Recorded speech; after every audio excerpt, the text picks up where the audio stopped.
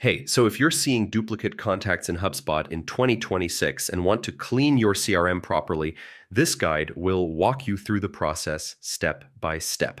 First, open your browser and go to HubSpot. Log in using your HubSpot email and password. Once you're inside the dashboard, make sure you have access to contacts and basic CRM tools. From the top menu, click Contacts, then open your full contact list.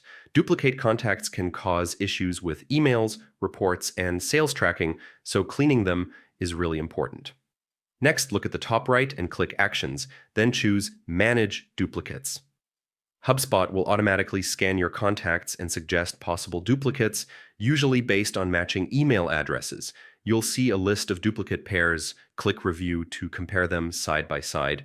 HubSpot shows names, emails, properties, and activity history, so you can quickly confirm if they belong to the same person. If they are duplicates, click Merge. HubSpot will combine both records into one contact and keep emails, notes, and activity history together. Yeah, nothing important gets deleted. Before confirming, quickly check key details like email address and lifecycle stage to make sure the correct information stays on the main record.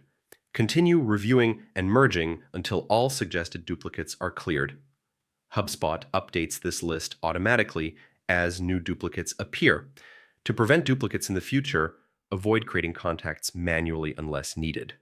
Always use email address as a unique identifier on forms and imports. When importing contacts, double-check settings so HubSpot updates existing records instead of creating new ones.